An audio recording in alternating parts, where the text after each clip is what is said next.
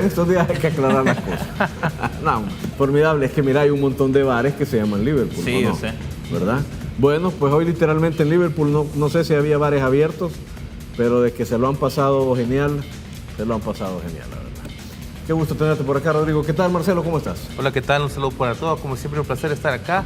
Alineación ganadora no se cambia, dicen. ¡Qué bárbaro, Betancur! Igual le mandamos un gran saludo a Diego López y a Eugenio Calderón, que lo seguimos ahí con todo en las redes sociales. Como Muy siempre. bien, formidable, Marcelo. Bueno, discusión en la carta, los temas de esta noche.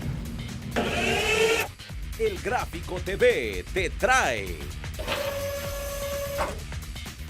Adiós, profesor Briones. Una efeméride nacional perdida.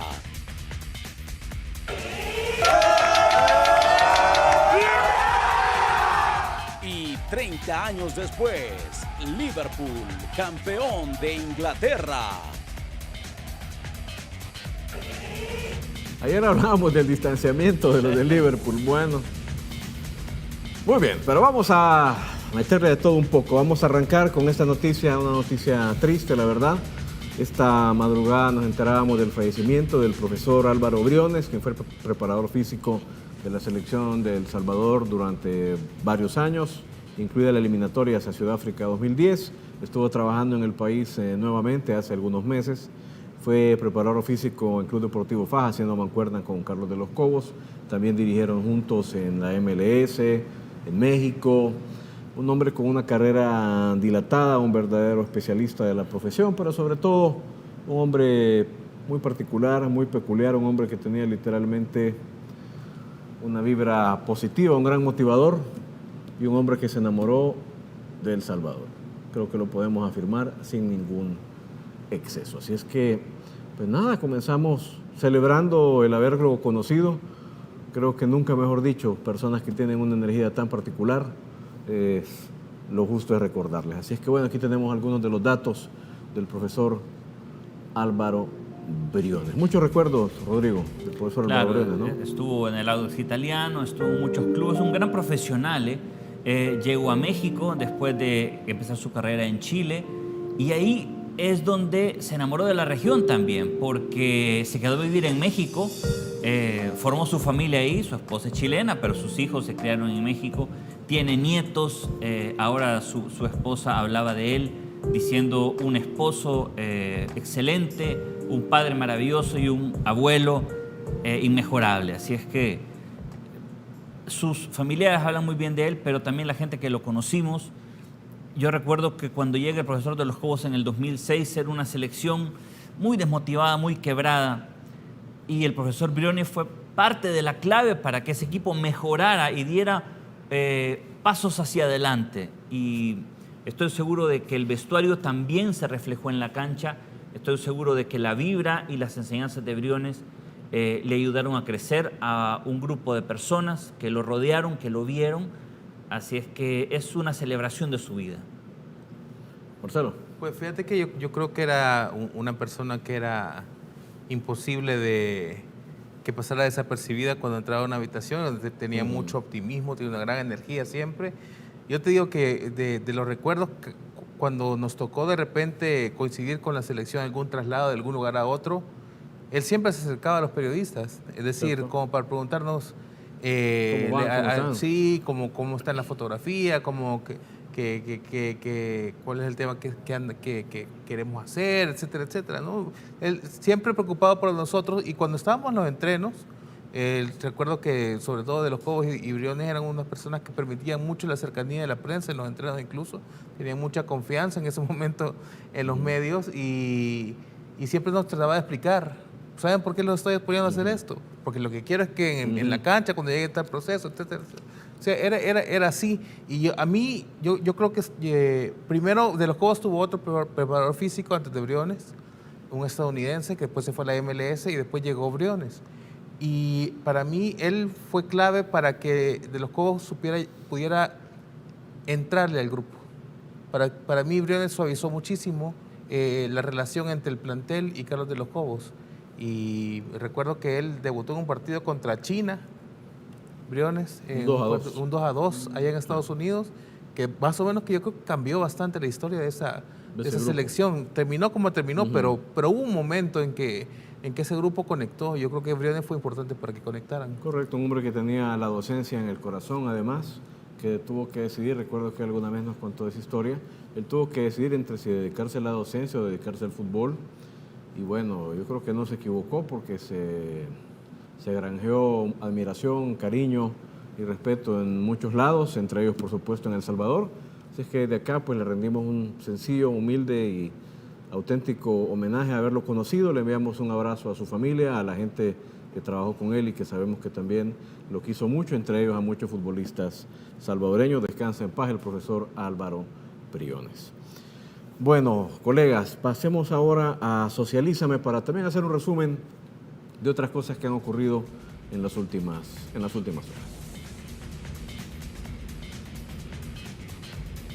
Muy bien, arrancamos pues precisamente siempre recordando al profesor Briones con un tuit de uno de los equipos en los cuales él trabajó, que tú lo mencionabas, ¿no? El Deportes Iquique. Es que él era oriundo de Iquique. Sí. Recuerdo que decía el profesor Briones que ellos eran gente de mar, eran gente de barco.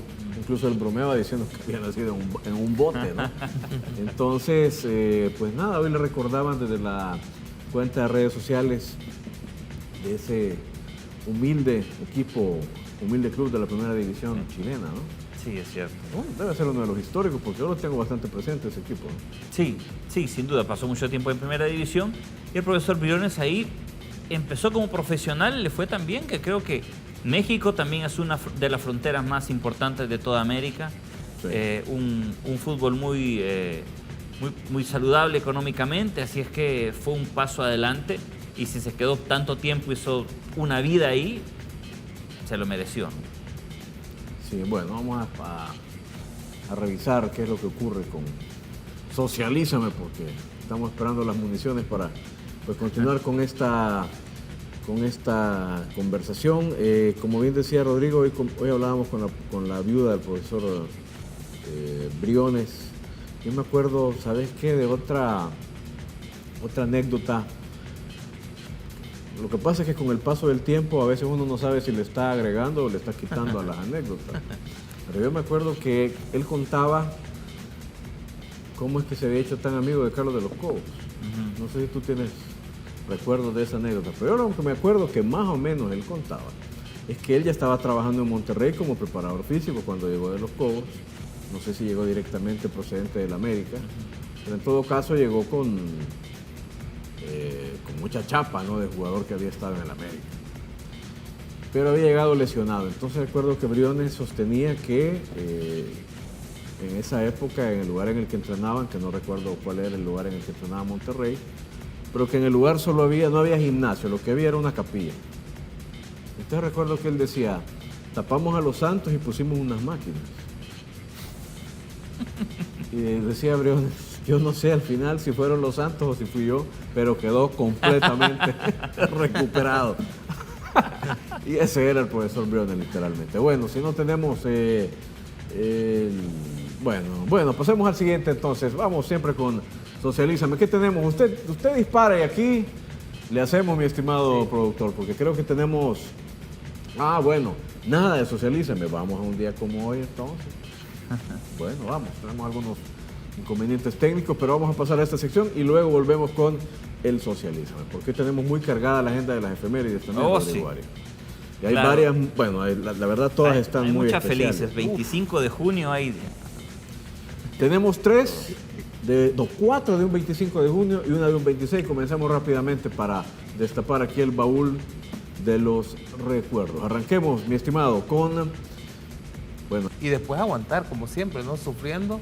Incluso en el último minuto comete un error la defensa de El Salvador.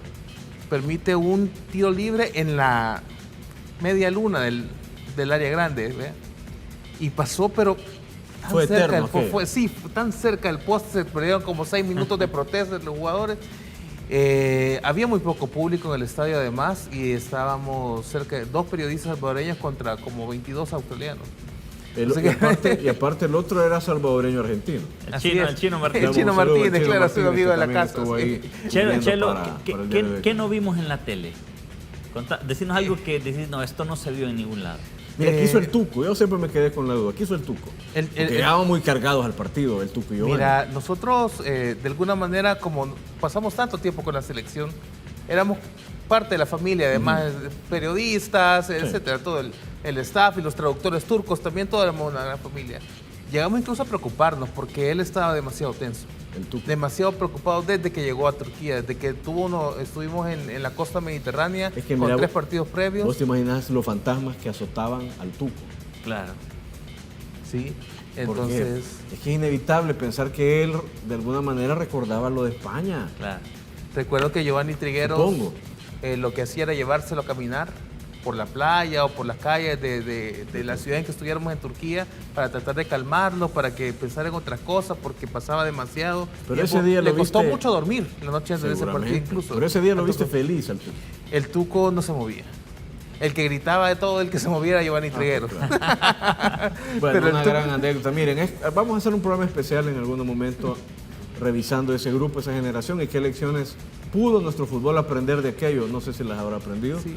Por supuesto, Pero fíjate aprovechando que que Marcelo fue testigo de Una excepción cosa de que no todo el vimos, asunto. que casi que no se recuerda de ese partido, nunca lo veo en los resúmenes, fue un tiro libre de Tomás Granito. El gran cambio que para pegó ese en el partido, larguero. el gran cambio de ese partido fue que entró Tomás Granito como titular y cambió de alguna manera el cómo se planteaba el equipo, permitió que Diego Coca soltara las marcas y comenzara a crear un poco más. Ya. Y hubo un tiro libre desde muy lejos que le pega con la derecha a Granito y se estrella en el travesaño, en el larguero, y decir, la sensación, en ese momento El Salvador lleva ganado 2-1 y la sensación de que El Salvador incluso podía sellar el Ya. partido tan temprano fue una cosa. Formidable recuerdo, un día como hoy. Vamos a otra, esta es pues mucho más antigua, de larga data y es recordada no solo en el completo, enrarecido por circunstancias extradeportivas. Claro. Pero yo creo que muchas veces ese filtro impide hacerle justicia a los actores del deporte, ¿no? Porque se habla de la Italia de Mussolini y se descalifica un poco a Vittorio Pozzo, pese a que fue uno de los grandes entrenadores del mundo y de la historia, y lo mismo se dice de esta Argentina. Incluso a Menotti todavía, creo que todavía hoy en Argentina de vez en cuando algún periodista contestatario le agarra y le dice, mire, pero ustedes fueron... Pero los Pero jugadores... creo que escapa completamente del análisis eso a esta Claro, altura, es ¿no? que mira, los jugadores eran grandísimos futbolistas. Kempe fue estrella en el Valencia, Pasarela fue estrella en Italia, Bertoni, Ardiles fue una gran Era un estrella crack, en Inglaterra, o sea, eran jugadores de época, ¿no? Era un gran equipo. Por supuesto, siempre hay, pero era parte de la época, además. El era portero parte también de la era historia. destacado, ¿no? Fillol, Ubaldo Matildo, por supuesto. posiblemente el mejor arquero argentino que he visto, ¿eh? Ubaldo Fillol, Sí. probablemente sí.